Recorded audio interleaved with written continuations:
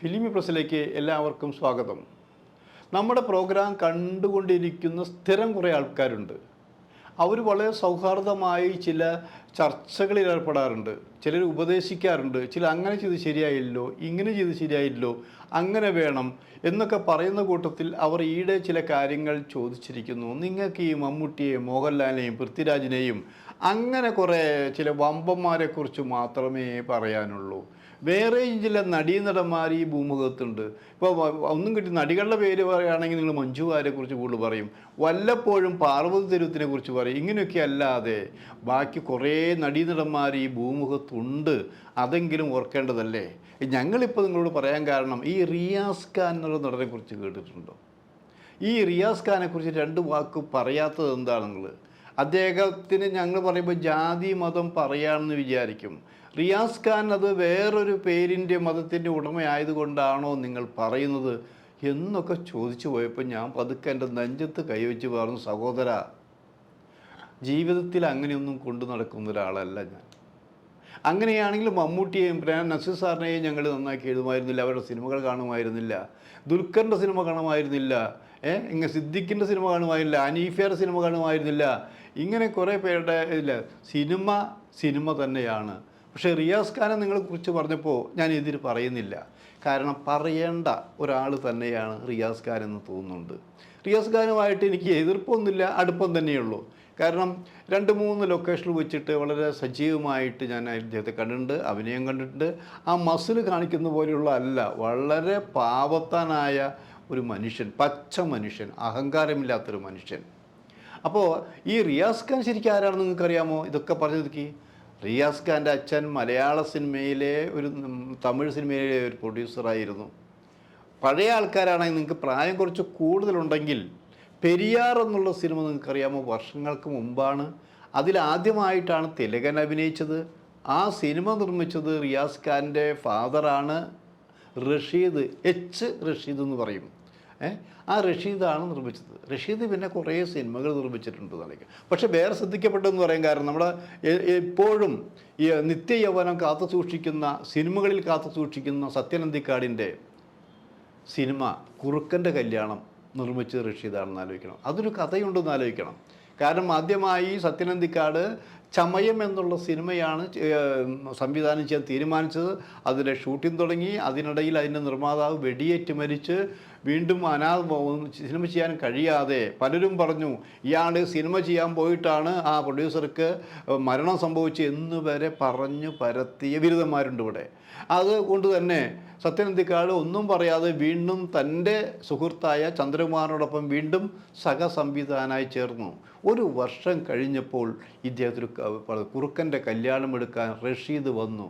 അതായത് blank cheque കൊടുക്കുന്ന പോലെയാണ് സത്യന് കൊടുത്തത്. സത്യൻ്റെ ഇഷ്ടപ്രകാരം സിനിമ എടുക്കുന്നുണ്ട്.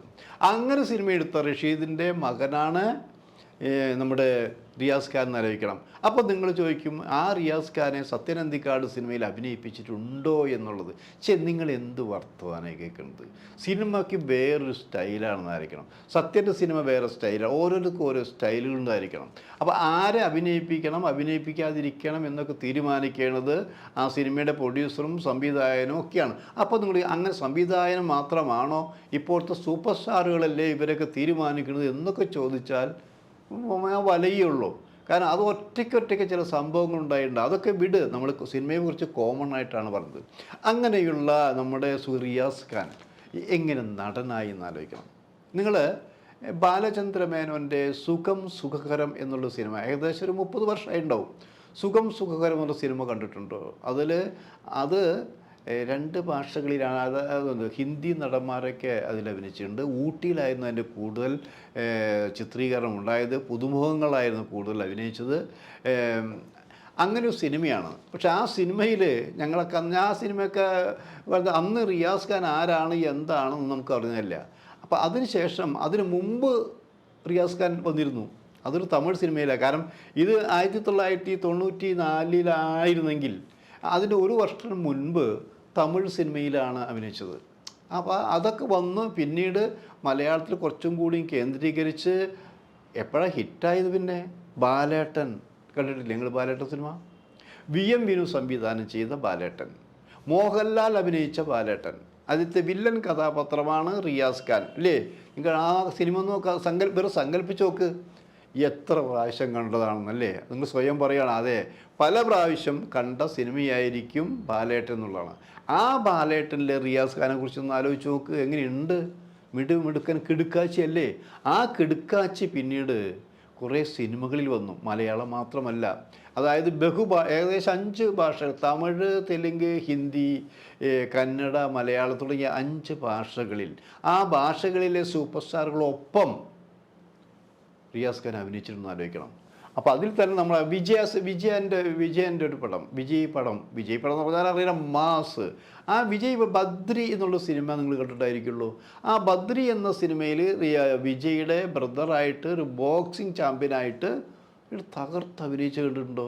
ഇല്ലെങ്കിൽ ആ സിനിമയും കാണാം. അങ്ങനെ കുറേ ചില സിനിമകളിൽ ഇയാൾ നല്ല വിജയം കൈവരിച്ചിട്ടുണ്ട്. എന്നാൽ പറഞ്ഞു വരുന്ന അവിടേക്കൊന്നല്ല, 20 വർഷത്തിന് മുൻപ് ഒരു സിനിമ ഇറങ്ങി. സിനിമ മോശം സിനിമയൊന്നുമില്ല. നമ്മുടെ സിബി മലയിൽ സംവിധാനം ചെയ്തൊരു സിനിമയാണെന്ന് ആലോചിക്കണം. ആ സിബി മലയിൽ സംവിധാനം ചെയ്തൊരു സിനിമയാണ് ജലോത്സവം. അധികം ഓടിയിട്ടില്ല അല്ലേ എന്ന് നിങ്ങൾ പറയും. പടം എല്ലാം ഓടിയ പടമാണ് നല്ലത് എന്ന് വിചാരിക്കരുത്.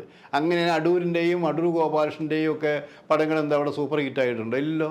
ആ പടങ്ങൾ വരുന്നതും പോകുന്നതും നമുക്കറിയില്ല. അപ്പോൾ അതൊന്നല്ല, അതൊക്കെ അവർ എന്നിട്ടും ഇവരൊക്കെ ഇന്ത്യയുടെ അഭിമാനമാണ്, ലോകത്തിൻ്റെ അഭിമാനമാണെന്നൊക്കെ കാഴ്ചവിടുന്നുണ്ട് ഇല്ലേ? ഇപ്പോൾ അതുപോലെ 20 വർഷം മുമ്പ് സിബി മലയിലൊരു നല്ല, അയാൾ ചെയ്യുന്ന സിനിമകൾക്ക് നല്ല സിനിമയാണ്. ആ ജലോത്സവത്തിൽ റിയാസ് ഖാൻ അഭിനയിച്ചിട്ടുണ്ട്. അതിൽ അന്ന് ആരും ശ്രദ്ധിച്ചിട്ടില്ല. അപ്പോൾ ദുബായ് ജോസ് എന്നുള്ള കഥാപാത്രമാണ് ശരിക്കും. ആ ദുബായ് ജോസ് ഈ കഥാപാത്രം ആൾക്കാർക്ക് ഇഷ്ടമാണെങ്കിൽ പടം കൂടുതൽ ഓടിയാലാണ് ചെറുതായാലും വലുതായാലും റോളുകളെല്ലാം ശ്രദ്ധിക്കപ്പെടുള്ളൂ അല്ലേ? അപ്പോൾ ആ ദുബായ് ജോസ് ഈ പറഞ്ഞ ഒരു ഡയലോഗാണ് 20 വർഷത്തിന് ശേഷം സോഷ്യൽ മീഡിയയിൽ ഇങ്ങനെ ഹിറ്റായി പോയിക്കൊണ്ടിരിക്കുന്ന അല്ലെങ്കിൽ അടിച്ച് കയറി വാടാ എന്ന് പറയുന്നത്. ഇത് പറഞ്ഞ് അങ്ങോട്ട് ഹിറ്റായി മാറി എന്നുള്ളതാണ് ശരിക്കും. അപ്പോൾ അത് അങ്ങനെ നിന്നപ്പോൾ ഈ കഴിഞ്ഞ 5-6 മാസം മുമ്പാണ് ഇതിങ്ങനെ ആരാ എന്താ ചെയ്തതെന്നറിയില്ല. ഈ സിനിമ വീണ്ടും കണ്ടപ്പോൾ ഇത് കേട്ടപ്പോൾ ഇത് ആരെങ്കിലും യൂട്യൂബിലെടുത്തിട്ടു അതങ്ങോട്ട് ഹിറ്റായി മാറി. ഒരവസ്ഥ നോക്കണേ, 20 വർഷം ഇല്ലാതിരുന്ന ആ പടത്തിൻ്റെ മൈലേജ്, അതിൽ അഭിനയിച്ച റിയാസ് ഖാൻ അഭിനയിച്ച കഥാപാത്രം മൈലേജ് എത്രമാത്രം വ്യത്യാസമായെന്നറിയാമോ? അതുകൊണ്ട് വേറൊരു ഗുണമുണ്ടായെന്നായിരിക്കണം. അപ്പോൾ ആ സംഭവം വന്നുകൊണ്ടിരിക്കുമ്പോൾ നാദിർ ഷായുടെ ഒരു സിനിമയിൽ അഭിനയിച്ചുകൊണ്ടിരിക്കുകയാണ് റിയാസ് ഖാൻ എന്നാലോചിക്കണം. ആ നാദിർ ഷാ പടം പൂർത്തിയാക്കിയെങ്കിലും ആ പടത്തിൻ്റെ ഡേറ്റ് ഇങ്ങനെ നീട്ടി കൊണ്ടുപോയിരിക്കുകയായിരുന്നു. അപ്പോൾ അതിനിടയിലാണ് ഈ ദുബായ് ജോസിൻ്റെ അടിച്ച് കയറി കാലം വരുന്നത്, ഹിറ്റായിക്കൊണ്ടിരിക്കുന്നത്. അത് ഹിറ്റായപ്പോൾ സത്യത്തിൽ നാദിർ ഷായുടെ സിനിമയ്ക്കും അത് ഗുണം ചെയ്തു എന്നാലോചിക്കണം. ആലോചിക്കണേ, 20 വർഷം മുമ്പ് ഇല്ലാത്തൊരു സംഭവം വെറും ഒരു ഡയലോഗിലൂടെ മറ്റൊരു സിനിമയെ രക്ഷപ്പെടുത്താനും ഈ റിയാസ് ഖാൻ എന്നുള്ള നടനെ സൂപ്പറാക്കാനും കഴിഞ്ഞു എന്നുള്ളതാണത്. അപ്പോൾ ഇതുകൊണ്ട് മാത്രമല്ല റിയാസ് ഖാൻ എല്ലാത്തരം റോളുകളിലും അതിമനോഹരമായിട്ട് അഭിനയിക്കുന്ന ആലോചിക്കണം. ഇങ്ങനെയുള്ള റിയാസ് ഖാനെ ഇപ്പോൾ മലയാള സിനിമയിൽ അധികം കാണുന്നില്ല എന്നുള്ളത് ഒരു സത്യം തന്നെയല്ലേ?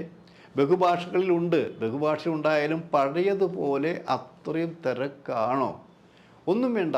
നമ്മൾ ആലോചിക്കേണ്ടത്, ഈ ഇദ്ദേഹത്തിൻ്റെ അച്ഛൻ പ്രൊഡ്യൂസ് ചെയ്ത സിനിമയുമായി ബന്ധപ്പെട്ട ആരെങ്കിലും സിനിമ ചെയ്യുമ്പോൾ ആ സിനിമകളിലേക്കെങ്കിലും ഈ സുഹൃത്തിനെ വിളിച്ചുകൂടായിരുന്നോ? അതും ചെയ്യുന്നില്ല. പക്ഷെ അവിടെയൊന്നും റിയാസ് ഖാന് യാതൊരു പരിഭവവുമില്ല. റിയാസ് ഖാൻ തനിക്ക് ഇഷ്ടപ്പെട്ട യുവതിയെ വിവാഹം കഴിച്ച് ജാതി വേറെ മതം വേറെ കിട്ടും, പക്ഷേ സന്തോഷകരമായ കുടുംബജീവിതം നയിക്കുന്നു. കുടുംബവും സിനിമാവിനും ഒരുമിച്ച് കൊണ്ടുപോകുന്നു. ഇത്രയും സംതൃപ്തിയോടെ ജീവിക്കുന്ന നടന്മാർ കുറവാണെന്ന് ആലോചിക്കണം. പക്ഷേ നമുക്കിപ്പോൾ പറയാൻ തോന്നുന്നു, അടിച്ച് കയറി വാ എന്ന്. ആരോട്? റിയാസ് ഖാനോട്. അപ്പോൾ ഇങ്ങനെ വിചാരിക്കാം, റിയാസ് ഖാനെ മലയാള സിനിമ ഒരിക്കലും നിങ്ങൾ ഉപേക്ഷിക്കുകയില്ല, അടിച്ച് കയറി വാ എന്ന് പറയുന്ന ദിവസങ്ങൾ വന്നുകൊണ്ടിരിക്കുന്നു.